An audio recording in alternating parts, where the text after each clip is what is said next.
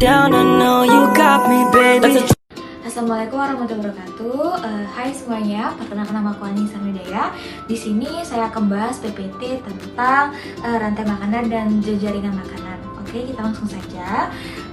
Di sini pengertian rantai makanan yaitu adalah proses perpindahan energi dari suatu organisme ke organisme lainnya dalam suatu ekosistem secara linear. Dalam rantai makanan, setiap organisme itu memiliki peran sebagai produsen, konsumen, atau dekomposer. Terus, di sini ada komponen dalam rantai makanan. Dalam setiap rantai makanan terdapat 3 komponen utama. Yang pertama itu produsen, yang dimana organisme yang dapat membuat makanannya sendiri melalui fotosintesis. Terus misalnya itu tumbuhan dan fitoplankton. Nah, terus yang kedua itu ada konsumen, yang dimana organisme yang mendapatkan energi dengan memakan organisme lain. Konsumen ini dibagi menjadi beberapa tingkat. Nah, yaitu ada konsumen primer yang dimana memakan produsen atau herbivora, misalnya itu kelinci dan ikan kecil. Terus di sini ada konsumen sekunder yang dimana konsumen sekunder ini memakan konsumen primer, yaitu karnivora, misalnya ular dan ikan besar. Terus di sini ada konsumen tersier yang dimana memakan konsumen sekunder atau karnivora puncak, itu misalnya pada elang dan hiu. Terus ada komposer yang dimana itu disebut pengurai, organisme yang menguraikan sisa makhluk hidup menjadi zat yang dapat digunakan kembali dalam ekosistem, misalnya bakteri dan jamur. Selanjutnya contoh rantai makanan di ekosistem darat maupun air. Yang pertama itu ada ekosistem darat yang dimana rumput akan dimakan kelinci, kelinci akan dimakan rubah. Ketika rubah mati akan menjadi pengurai. Nah, terus rumput itu sebagai produsen, kelinci sebagai konsumen primer atau herbivora, rubah sebagai konsumen sekunder yang dimana itu disebut karnivora.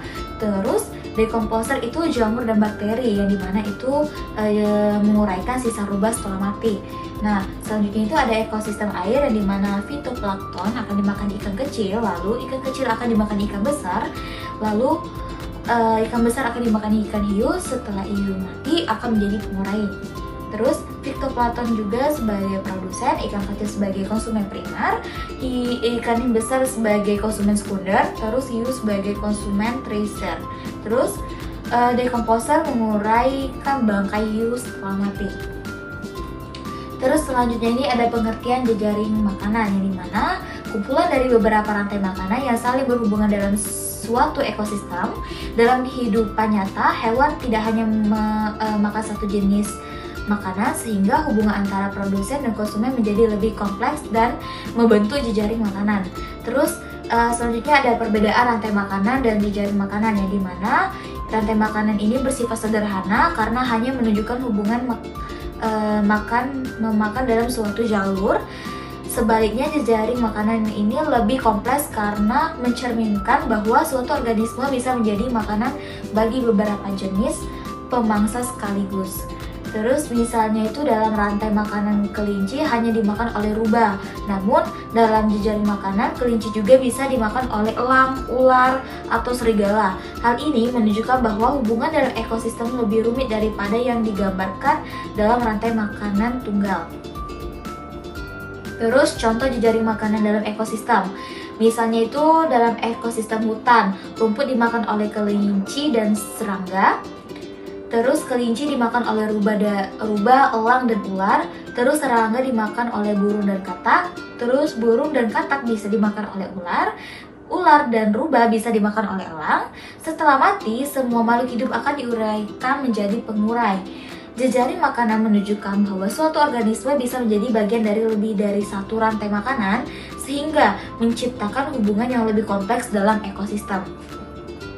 Baiklah, kesimpulan pada PPT ini, rantai makanan menggambarkan aliran energi dalam ekosistem secara linear, yang dimana jejaring makanan merupakan hubungan lebih kompleks yang terdiri dari banyak rantai makanan yang saling berhubungan. Terus keduanya sangat penting dalam menjaga keseimbangan ekosistem dan memastikan aliran energi tetap berjalan. Baiklah, itulah pemaparan materi saya pada PPT ini. Saya akhiri. Wassalamualaikum warahmatullahi wabarakatuh.